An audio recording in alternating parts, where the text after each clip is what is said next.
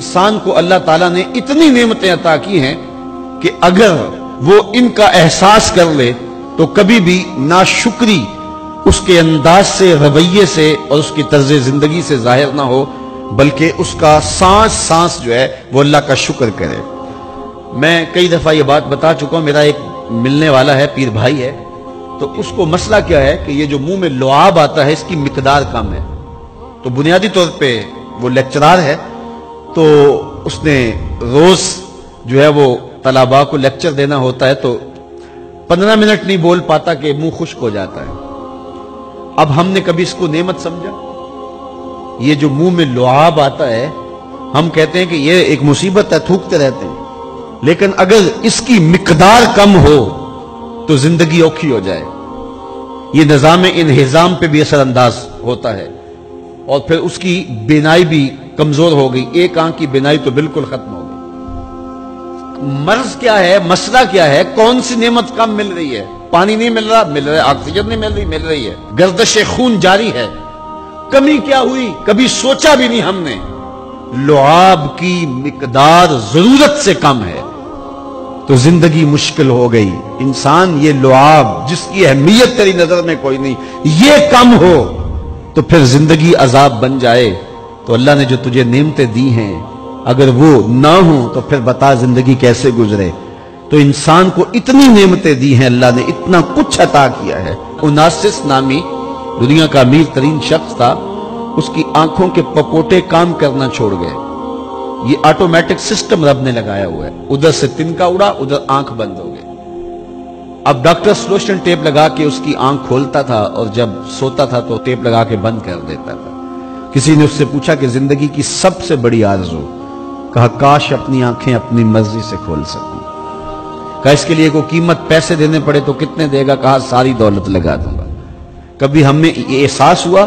بہت سارے لوگوں کو آج پتا چلا ہوگا یہ بھی ایک سسٹم ہے، ایسا ہے، رب نے قدرتی لگایا ہوا ہے، اس کا کوئی بل نہیں کبھی آیا۔ آپ 3 مہینے بل نہ دے تو واپڈا والے میٹر کاٹ دیتے ہیں کہ نہیں؟ بجلی کاٹ دیتے ہیں، سوئی گیس والے کنیکشن کاٹ دیتے ہیں، لیکن ساری زندگی رب کو سجدہ نہ کرو۔ اس نے کبھی سورج کو نہیں کہا کہ اس نافرمان کے گھر تیری روشنی نہیں جانی چاہیے۔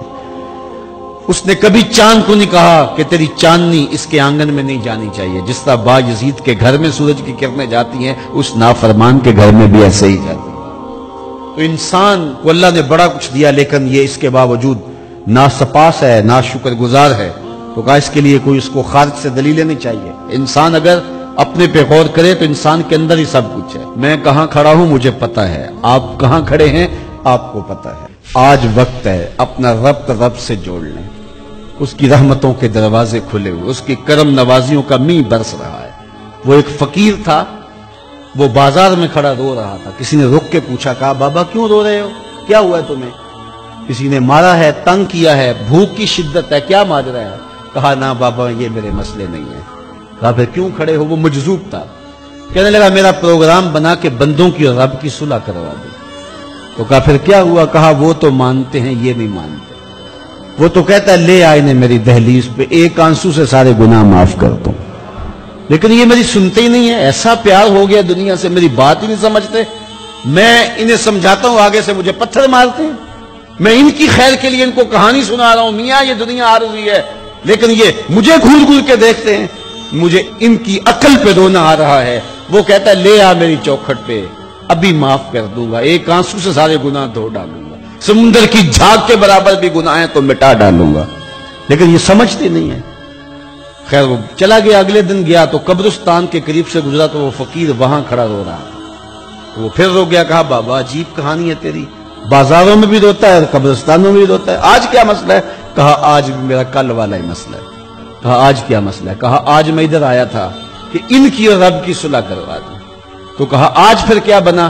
کہا آج یہ مانتے ہیں وہ نہیں مانتا، تو قبل اس سے کہ وہ وقت آئے کہ پھر وہ نہ مانے، آج لے ان کی پناہ، آج مدد مانگ ان سے، کل قیامت کو نہ مانیں گے اگر مان گیا۔ تو یہ تھوڑا وقت ہے زندگی کا، اس زندگی کو غنیمت سمجھیں